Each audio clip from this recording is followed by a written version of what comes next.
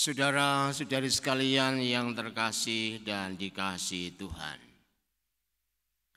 Sabda Tuhan hari ini memaparkan cara kerja kekuatan kejahatan yang sungguh-sungguh membelenggu kita dan efektivitas Roh Kudus dalam kehidupan kita. Berangkat dari kedua hal ini, mari kita lihat 3 poin berikut dengan mendasarkan diri pada kitab Kejadian dan Injil Markus. Yang pertama, kitab Kejadian. Melalui kitab Kejadian, kita dapat melihat karakteristik dosa. Pertama-tama adalah sembunyi dan menutupi diri. Semakin bersekongkol dengan dosa, semakin banyak yang disembunyikan. Semua itu karena setiap dosa selalu mendatangkan rasa malu. Dan tidak ada seorang pun yang mau dipermalukan. Oleh karena itu, dampak berikutnya adalah dosa dampaknya itu selalu kelihatan, tetapi wujudnya samar-samar. Otak intelektualnya tidak jelas. Oleh karena itu yang terjadi adalah menunjuk pihak lain. Setelah orang itu berdosa dan merasa malu, kemudian bersembunyi, berikutnya adalah menunjuk pihak lain. Adam menunjuk Hawa. Dia itulah sumber dosa. Maka seringkali disebutkan, siapa yang membuat dosa pertama? Laki-laki atau perempuan? Laki-laki atau perempuan? Menurut kitab suci yang ditulis oleh para laki-laki, yang membuat dosa pertama adalah perempuan. Andaikan yang nulis ini perempuan, maka Adamlah pembuat dosa pertama. Jadi berbahagialah yang menjadi Adam dan berbahagialah juga yang menjadi Hawa. Tetapi yang jelas adalah setelah sembunyi nunjuk pihak lain. Hawa juga tidak mau ketinggalan nunjuk setan. Tetapi kitab suci kemudian memperlihatkan sesuatu yang aneh. Yang ditunjuk ular. Apa hubungannya setan dengan ular? Kan enggak jelas. Setannya lari, ularnya digecek gitu kan. Nah itu yang dapat kita lihat. Dan yang lebih parah lagi adalah sengatan dosa itu selalu melumpuhkan dan bahkan mematikan.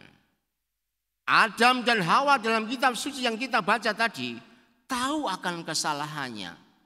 Mereka juga sadar akan melawan Tuhan ini. Tetapi yang terjadi, mereka hanya bisa menutupi dosanya dengan cara bersembunyi. Mereka tidak bisa berbuat apa-apa selain bersembunyi. Maka kalau ada umat enggak pernah datang ke gereja, itu jangan-jangan dosanya banyak. Meskipun yang datang lebih banyak lagi. Kadang-kadang kan kita ini sok menghakimi orang, tapi kemudian yang datang itu saya lihat, pokoknya yang datang wajahnya enggak cerah itu berarti dosanya banyak. Maka jam 4 sore selalu dibuat pengakuan sakramen pertobatan. Tapi yang jelas itulah cara kerja kekuatan jahat. Selalu dalam kesembunyian, kemudian menunjuk orang. Dan akhirnya justru setan sendiri bersembunyi juga dan kita tidak bisa berbuat apa-apa. Mari kita belajar dari Injil Markus untuk yang kedua. Dalam Injil ini kita menemukan para ahli Taurat, ahli dalam kitab suci. Mereka merasa iri hati terhadap Yesus. Kelihatannya sangat sederhana. Hanya iri hati. Namun ternyata iri hati itu merusak hati nurani. Kita bisa membuka kitab Perjanjian Lama. Ternyata Kain bisa membunuh Habel, saudara kandungnya sendiri, karena iri hati. Ahli-ahli Taurat yang kita baca hari ini iri hati, sehingga mereka menyebarkan kebohongan untuk membunuh karakteristik Yesus yang dipercaya oleh khalayak umum.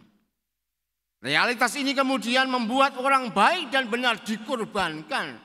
Yesus yang bekerja keras sampai tidak sempat makan dituduh tidak waras. Bahkan pekerjaan Yesus yang berasal dari Bapa dikatakan sebagai pekerjaan setan. Ujungnya adalah iri hati tidak pernah puas sebelum orang lain mengalami kematian. Maka orang yang iri hati akan menjadi lebih ganas sampai pada tingkat kebinasaan di pihak lain. Oleh karena itu Yesus hari ini berbicara tentang dosa melawan Roh Kudus. Artinya adalah kita tidak akan mendapatkan pengampunan. Sebenarnya dalam kitab suci tadi sudah disimpulkan bahwa ketika seseorang itu membalikkan yang benar menjadi yang salah, atau menempatkan pekerjaan Allah sebagai pekerjaan setan, itulah yang dinamakan melawan Roh Kudus. Kita tahu Roh Kudus itu membawa kepada kebenaran, tetapi kalau kita melihat kebenaran ini dan menganggapnya sebagai sebuah kesalahan, maka disitulah kita melawan kuasa Roh Kudus. Kalau demikian sebenarnya persoalan iri hati tidak hanya sekedar membunuh orang, tetapi pada akhirnya membunuh Tuhan. Maka bagi siapapun yang hari ini ikut misa, ingat sekali lagi pulang harus dibebaskan dari kuasa roh iri hati. Yang masih iri hati misalnya, aku ini kok lebih, saya tanya ya, siapa yang menurut Anda, menurut kamu yang merasa hari ini cantik? Ayo angkat tangan. Enggak ada kan? Jangan-jangan Anda itu iri hati, merasa aku ini melihat orang lain cantik lewat, orang itu jelek banget. Padahal sebenarnya dia lebih jelek dari orang itu, gitu loh. Itu karena itu membuat kebenaran dibalik begitu. Nah, disinilah sebenarnya kita akan melihat runtutan menurut Injil tadi, iri hati itu sampai pada titik tidak sekedar membunuh orang, tetapi juga membunuh Tuhan. Maka nanti pulang harus membuat hidup secara baru. Yang terakhir tentang solusi. Mari kita sekarang mencari solusi dari inspirasi sabda Tuhan yang kita dengar hari ini. Ada beberapa catatan yang mesti kita ingat. Yesus tadi mengatakan, ibuku dan saudaraku adalah mereka yang melakukan kehendak Allah. Adam dan Hawa berdosa dan sembunyi karena mereka tidak mau mendengarkan suara Allah dan kemudian melakukan tindakan yang bukan kehendak Allah. Ahli-ahli Taurat hanya piawai dalam ilmu, tetapi kemudian tidak melakukan kehendak Allah.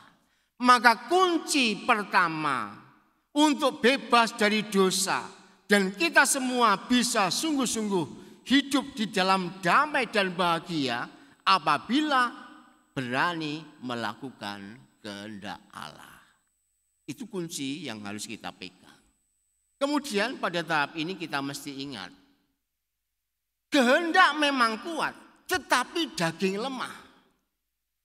Tuhan, saya mau mengikuti seluruh perkataanmu. Tetapi begitu kita ini selesai ngomong, kita sudah susah untuk melakukannya.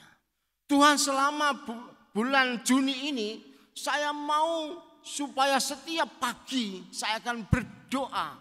Lebih-lebih saya punya niat, mulai bulan Juni ini, setiap pagi bangun 3:30, kemudian Ekaristi 5:30. 3:30 weker berbunyi, kemudian sebentar lagi 5 menit lagi. 10 menit lagi. Akhirnya sampai jam 7 belum bangun juga. Kehendak memang kuat, tetapi daging lemah. Sama seperti Adam dan Hawa tadi, mereka sangat paham teorinya. Ingin melaksanakan kehendak Allah, tetapi nyatanya bukan kehendak Allah yang dijalankan, tetapi bujukan setan yang lebih menarik. Disinilah Tuhan menasihatkan kepada kita, setan yang macam ini tak bisa dikalahkan selain dengan doa dan puasa. Hanya dengan kuasa Allah kita semua bisa dibebaskan. Maka kuncinya setelah kita memegang sungguh teorinya bahwa aku ingin melakukan kehendak Allah, berikutnya adalah dijalankan dengan kekuatan doa dan puasa. Kemudian barangkali kita bertanya, saya ini sudah berdoa, saya ini sudah berpuasa. Atau dalam satu cerita kecil, 10 tahun yang lalu saya didatangi oleh seseorang. Dia mengungkapkan permasalahan dari A sampai F lah, pokoknya banyak begitu. Dan susah untuk diurai permasalahannya. Kemudian setelah sekian jam berdialog, kemudian saya bilang, sudah kalian berdoa, kalian pulang dan berdoa. Yang paling gampang untuk tidak banyak teorinya, kalian berdoa rosario. Apa yang terjadi? Dia menjawab, Romo, hanya itu solusinya. Iya, kalian pulang dan berdoa. Masa cuma itu? Enggak, Romo ini kok kurang teoritis gitu ya. Penyelesaiannya kok cuma disuruh berdoa. Ya sudahlah, nanti kamu berdoa 3 bulan lagi datang ke saya. 3 bulan kemudian dia datang. Benar Romo, ternyata solusinya hanya berdoa.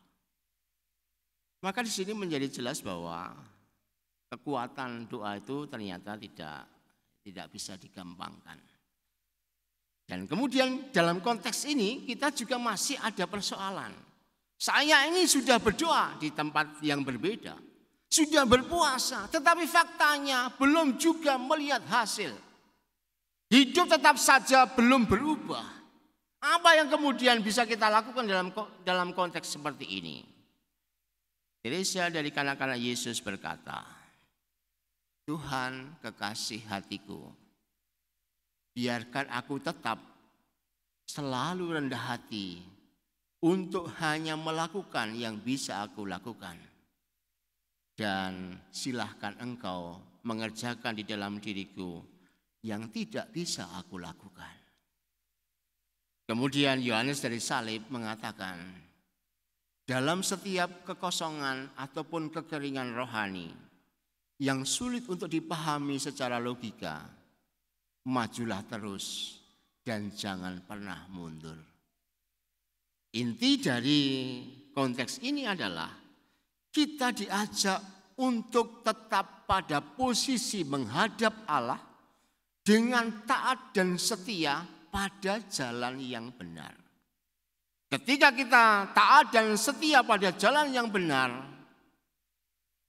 Tuhan secara tidak terduga akan mengubah hidup kita. Oleh karena itu, mari kita melihat persoalan yang penting dalam kita, bahwa dosa itu akan membelenggu kita menuju kepada kematian. Tapi lihatlah Tuhan selalu membuat kita supaya bisa mengalami hidup. Yang dibutuhkan dari kita adalah keberanian untuk menjadi taat dan setia hanya kepadanya. Tuhan memberkati kita.